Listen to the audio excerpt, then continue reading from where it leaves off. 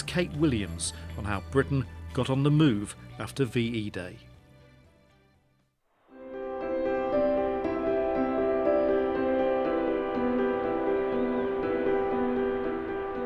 When the fighting was over in Europe, it was peace in their time. This was Grantham in Lincolnshire on VE Day.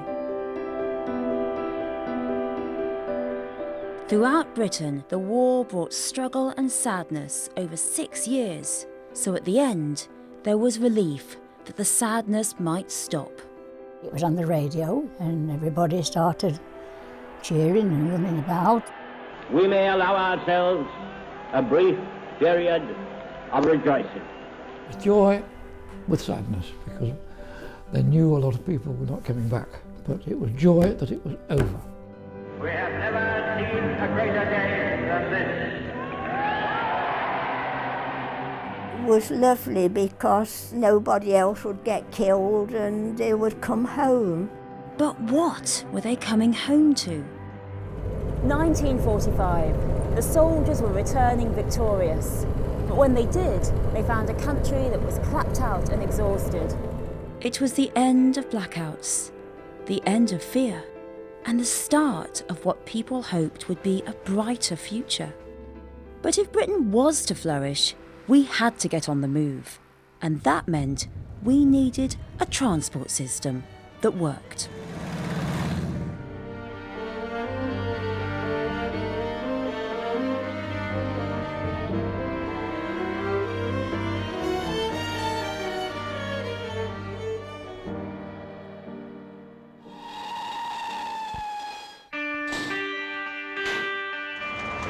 Before the war, there'd been a revolution in transport. The century-old railways now had rivals. People could get around like never before. The railways were struggling to keep up. In the 1930s, there's a lack of investment in things like railways because railways are becoming less and less profitable because they're competing with things like this. In terms of bus transportation, for example, there's a rapid expansion. The war brought new developments in transport to a standstill. One company in Nottingham, Barton's, had passengers on a tour of the Rhine when war was declared. I believe that we'd still got a coach out in Germany. So you had a collection of passengers from Nottingham on a Rhine cruise just at the outbreak of war? Yeah. Oops. Yes. Barton's had been bus pioneers. Coach trips to the continent began in 1936 and were given the aspirational name of road cruises. The buses used were luxurious, heated, with radios. The best were seized to move troops, 21 in the first 3 months of the war. Another 40, with their drivers, were commandeered with 2 hours' notice in July 1940. In the region of a third of the fleet were taken, and of course they took the best. And some of the vehicles that ended up at Dunkirk, as the forces retreated, weren't destroyed as was intended. 2 at least ended up in the hands of the Germans and were used on the German home front. Clark's Coal Merchants, based in Lincolnshire, had 400 train wagons seized, its entire fleet. They were requisitioned on the 1st of September 1939. Every railway wagon was pooled. How many? 400 we had. 400. So you had 400 before the war, and then they all went to the war efforts. Correct. Lorries too were requisitioned for war. Very early in the war, they came and grabbed the best tackle. The good ones? The good ones, yes. And of course they took some of the drivers as well. At Barton's, as men joined up, they were replaced with women who worked as conductors. They had to keep the buses running to get everyone to their place of work. To lose staff meant that yes, they may be able to fight, but if the home country itself was going to grind to a halt, then they had to put a sticking plaster on that. And obviously the ladies that came here were very welcome.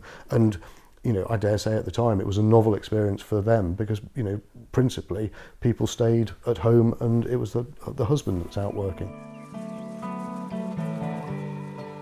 The railways were vital for shifting heavy goods and troops. Passenger travel was not the priority. The war made a part of Derbyshire an important railway centre. Matlock was a railway town.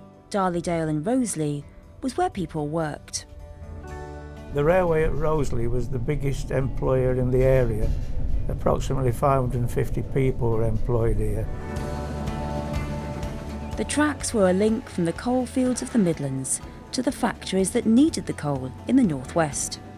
Everybody that I can remember as a child lived here and worked on the railway. The whole of the industry was railway orientated. My grandfather walked on, my aunt and my two aunts worked on the railway during the war.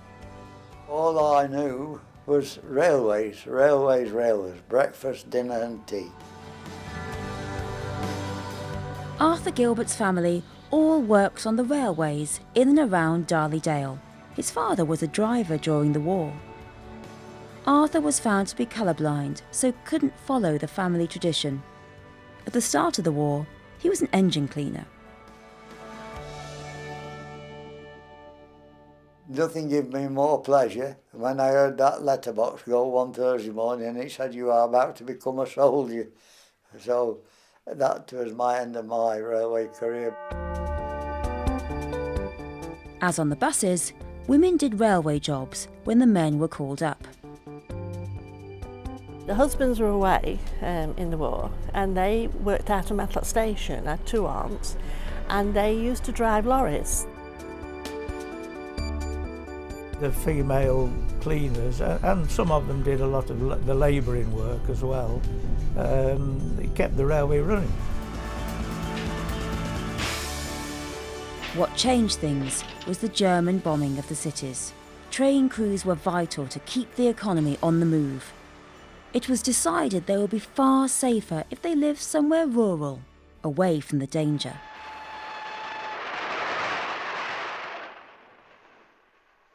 When the war came, when the cities were being bombed in Manchester and Liverpool, they turned things on its head, created jobs in Roseley. So a lot of people came from the Manchester area to Roseley. With the railways, they got people, they got money, they got a massive amount of real work, and it was really a booming town. The loco depot and the guards, the numbers increased by around 80%. Those who moved from Manchester and Merseyside to Derbyshire were known to locals as foreigners, or Lankies.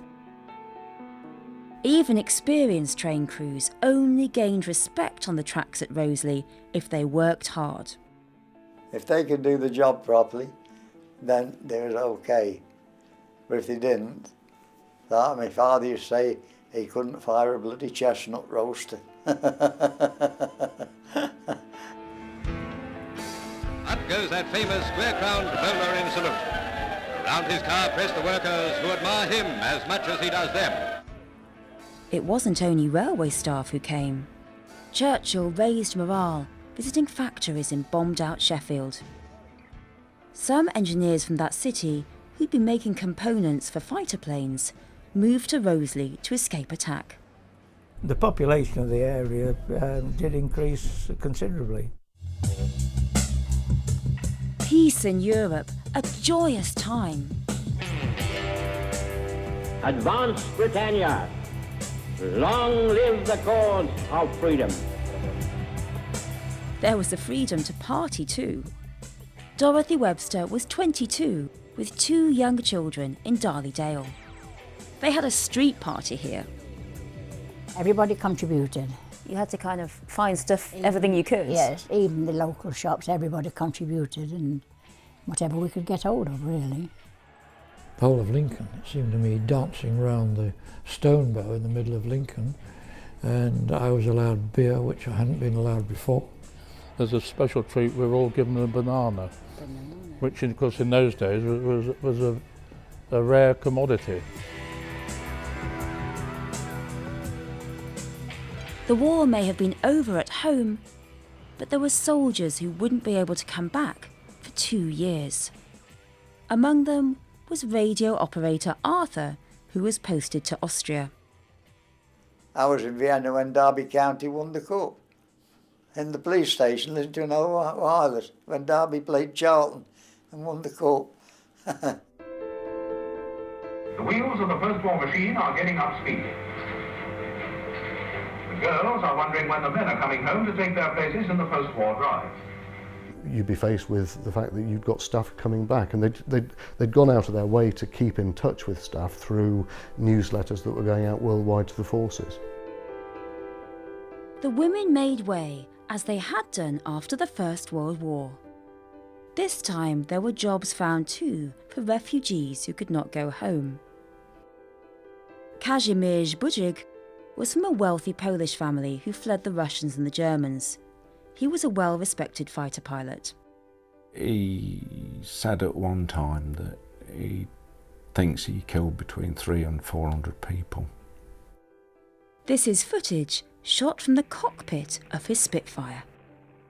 He did a lot of air to ground, and he did a lot of things that he was ashamed of, that I know of. He used to have nightmares. You could hear him screaming out at night.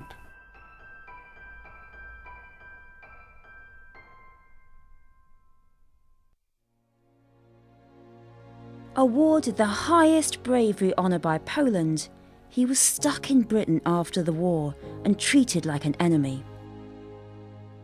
He was expected to appear at a police station at least once a week because they were regarded as aliens, which he thought was quite disgusting after what he did, not for just his own country, but for England as well. He thought he'd been betrayed. He almost left for Argentina, but Barton's buses gave him a living and a community to be part of. His cockpit for the next 45 years became a bus cab. He flew escort for Churchill, and now he was just a bus driver in Nottingham.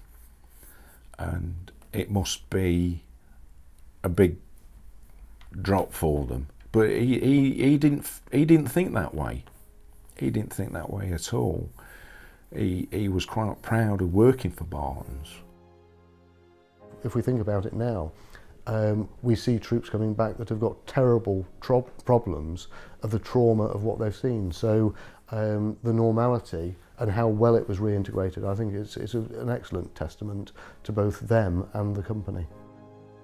George Braisby was another who served his country and then the bus company. And he met his bride on the buses. George got perforated eardrum through the guns. He was trained as a driving instructor, and so that was one of the leanings, I suppose, for him to come to Barton's, you know.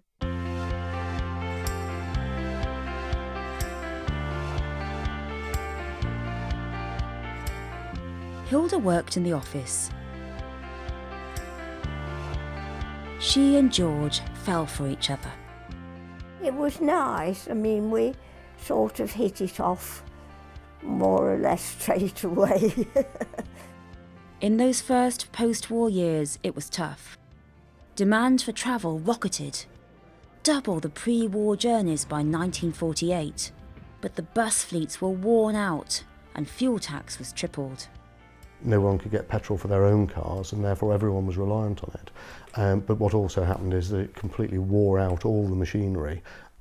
Everything by the end of the war was on its last legs. Barton's workshop at Beeston had to use all its engineering skill to keep its worn-out fleet on the road because there just weren't any new buses to buy. We really have to have a strong think about how we spend the resources that we have. So yes, I mean, investment in all kinds of things is problematic after 1945. So the wartime stifling of people's spending at home continued in the first years of peace. This was austerity Britain. There's some really good public information films about, I think there's one called the Transport Hog. He's a guy who only wants to go one stage down the road, and he gets on the bus and he gets frowns and sneers from everybody around because he's the transport hog. Leave the seats for those that need them. Yeah, it's a problem. I mean, there's a shortage of investment in all kinds of things. 500,000 people worked on the railways during the war. They were seen as essential if the fight was to be won. Railways helped fuel the nation with food and weapons.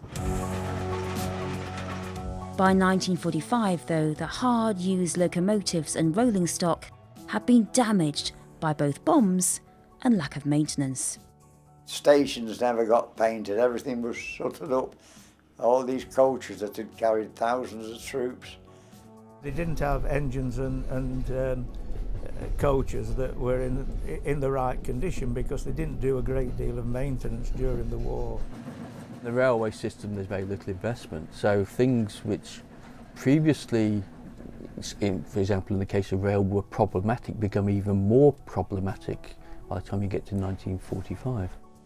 Government promises to pay the 4 privately owned railway companies compensation would not be kept.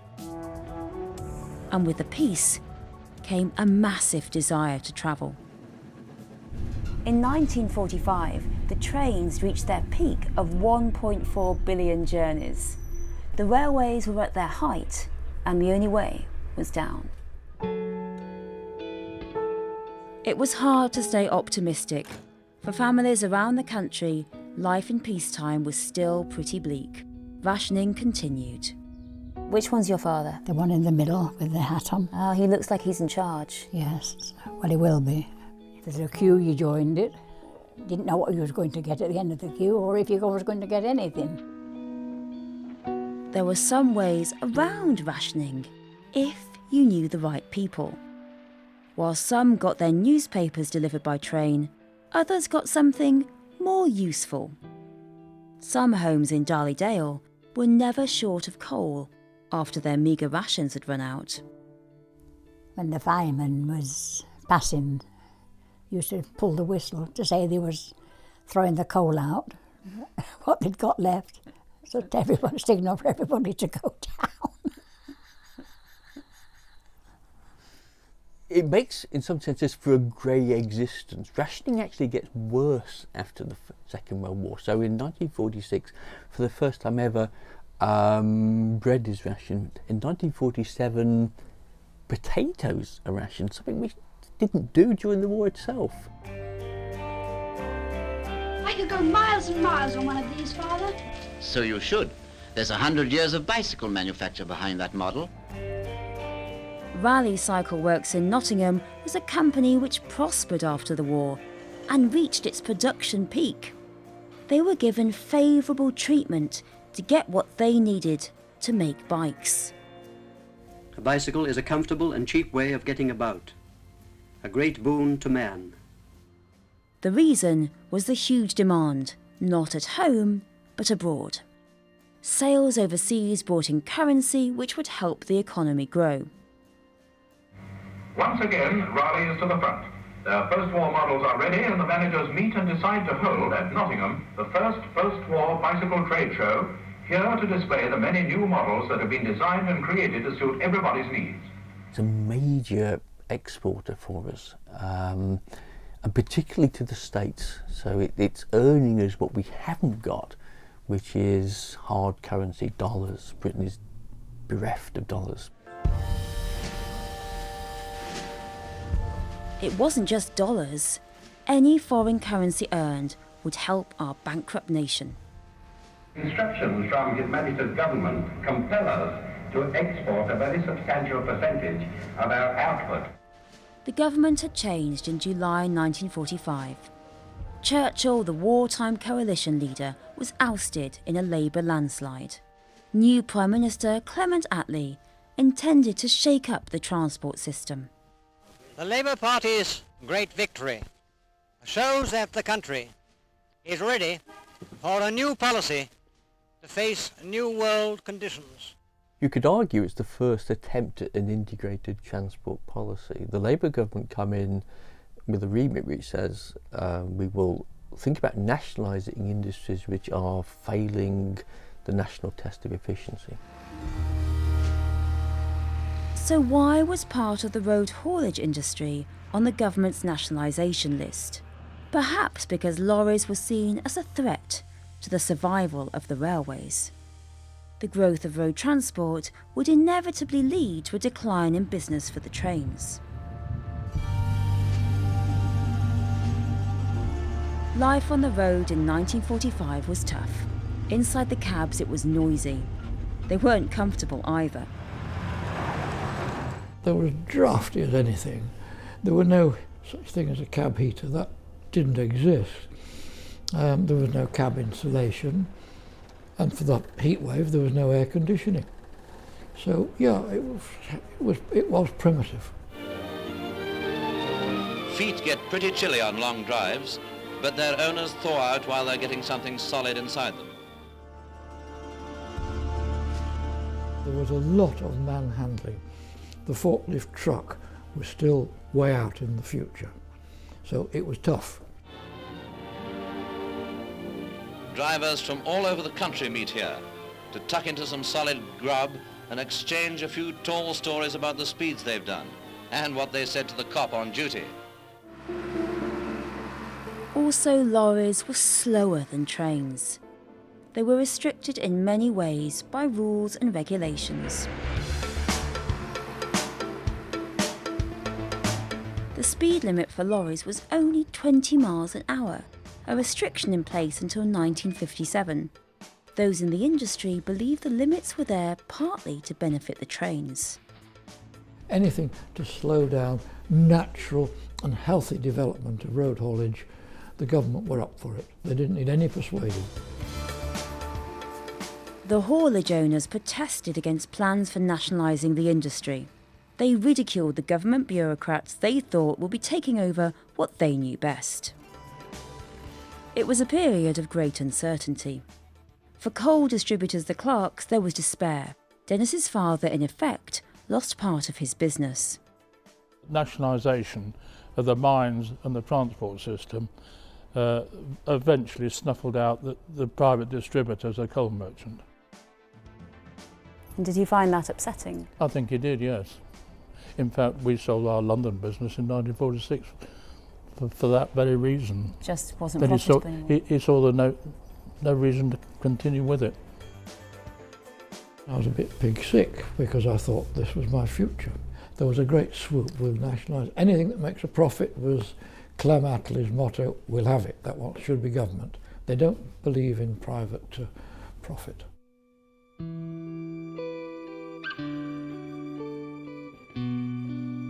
Buses too were on the nationalisation list.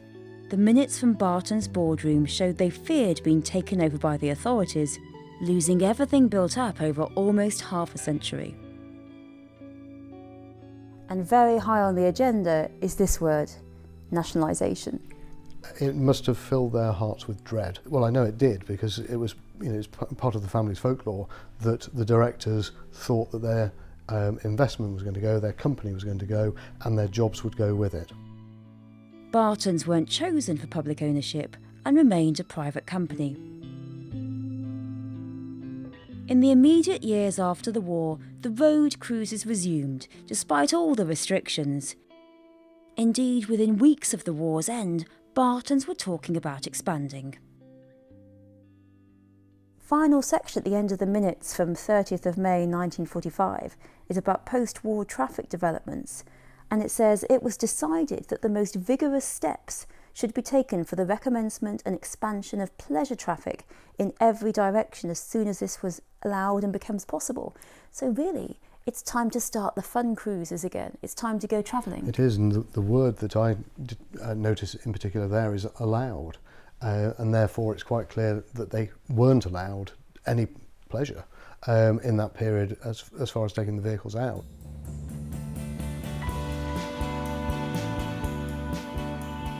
The first tour that I knew about was the 7-day Devon and Cornwall, and it was 18 guineas.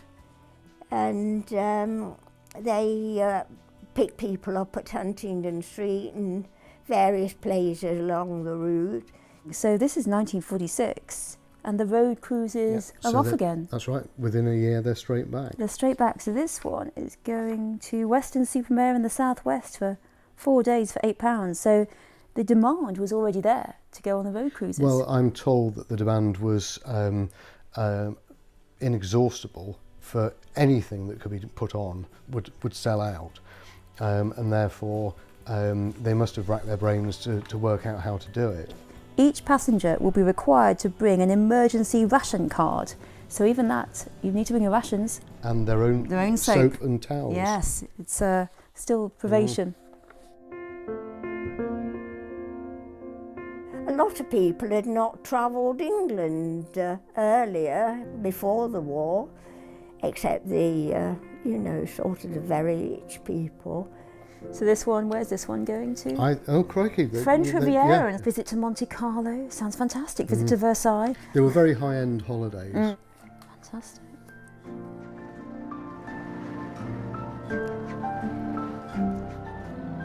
One political decision which did help post-war was that buses were allowed to be longer and wider.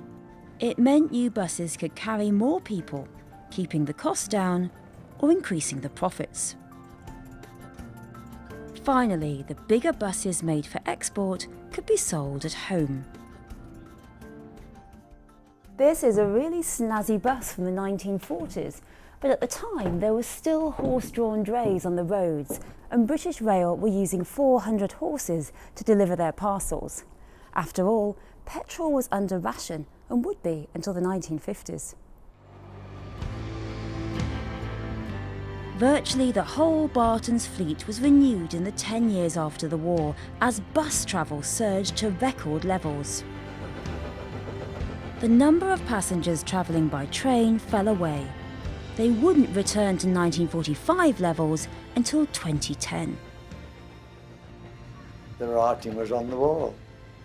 Barton's and Nottingham started running buses and you could get direct. Attlee's nationalisation of road haulage was reversed by the new Conservative government in 1951. Dick Denby started up a new successful business which he was able to pass to his son. In the first years of peace, the way we got around changed rapidly. There was a freedom to enjoy travelling again.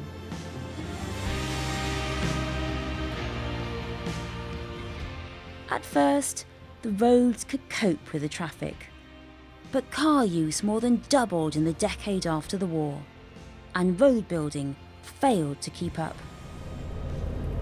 Not until 1948 did the number of vehicles on the roads overtake pre-war levels. We could finally see our destination, and it was the car that would dominate.